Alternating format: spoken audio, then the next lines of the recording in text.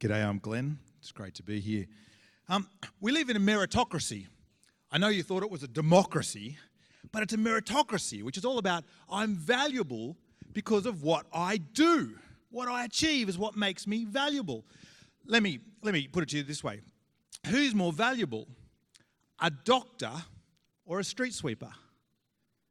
A little closer to home. Who's more valuable in the school system, a principal or a teacher's aide? Don't answer that question. But you can see my point. It said in the world we live, I'm valuable because of what I achieve or what I do. It's a meritocracy. And the school system adds to that.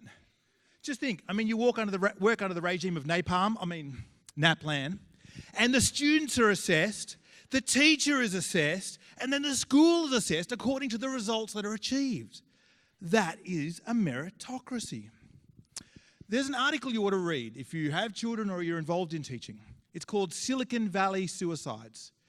It's set in Silicon Valley, where the home of Google and Microsoft, and it's where the students there go to the best schools in the US. They have the brightest parents, and yet there's clusters of suicides happening.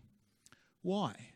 Because those students work under immense pressure to achieve. A meritocracy says, if I succeed, I'm loved. But if I fail, I'm not loved. And you are only loved as long as your last success. But Christianity, as you know, has an entirely different system, doesn't it? Grace. Grace is you are loved not because of what you do, not because of what you achieved. You are loved because of God's undeserved mercy. Remember, undeserved. You didn't do anything to deserve it. Romans 5:8, God demonstrates his love for us in this, while we were still achievers, while we were still sinners, Jesus died for us. Now here's the thing, it's not just salvation that works according to grace, all of life exists because of grace. Anyone today thought about breathing? No, unless you've probably got a medical condition or asthma. But no, we haven't. But all of you have taken about 16 breaths a second, about 960, in a minute. 960 breaths in an hour, 672 million, give or take, breaths in a lifetime, depending on how much stress you have as a teacher. Now, and every breath is a gift. We don't even think about the fact that we breathe. Life is a gift. And it's not just breathing, but it's our lungs, our chest. Did you make the air? Did you make the trees? Did you make the soil for the trees? No, all of life exists because of grace. We did nothing to bring ourselves into existence. We didn't achieve our existence. Now you're sitting there thinking, hang on, okay. Grace, okay, I get it. But really, doesn't hard work achieve things? Isn't there a cause and effect relationship? A school near me says achievement through effort. Well, no.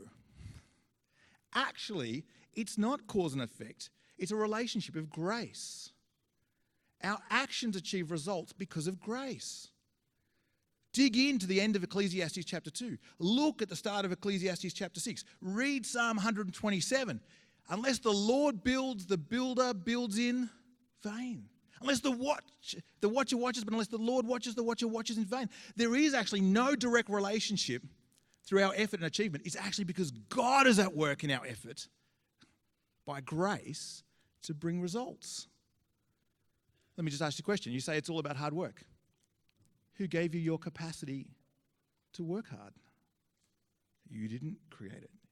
It was given to you. So it's actually all by grace. It's all by grace. So what does that mean?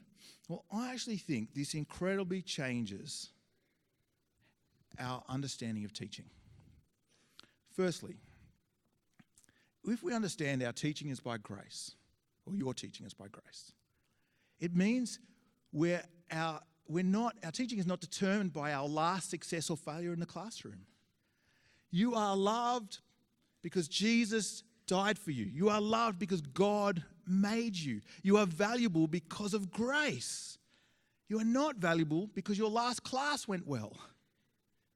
If you work and live according to a meritocracy, you are only as successful and as loved as your last failure or success. So it actually changes your view of yourself when you understand grace. It also changes your view of all the teachers around you. Because instead of thinking, I wish I was, how do you work out where you are in a meritocracy? Am I better or worse than that other person? Am I valuable? Well, only if I'm better or paid more. That's the pay rates are shorthand in meritocracies for value. What am I paid? That tells me my value. So grace changes our attitude to ourselves as teachers. Grace changes our attitudes to the students. See, what makes a good student? See, the answer wants to be because they achieve, but no. In God's economy, God made them and sent Jesus to die for them. They are loved. They are valuable because God made them and Jesus died for them. Every student is valuable. But here's a couple other things. See, grace actually takes off pressure. If we are loved by God, if a student is loved by God, then you are free to fail.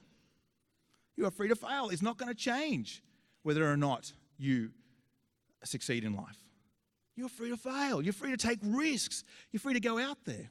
Think about this also. Answer this question. Does a student's future depend on their results in school?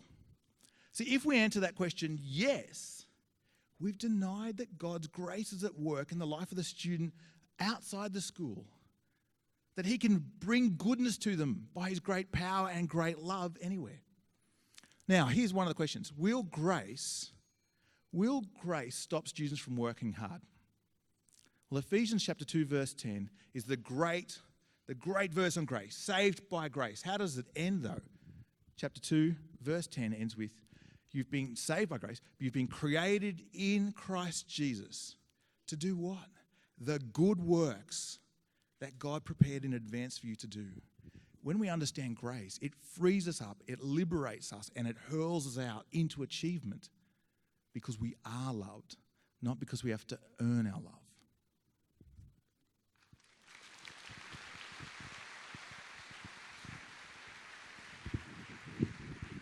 Let's give it up for all three of our Bite speakers one more time.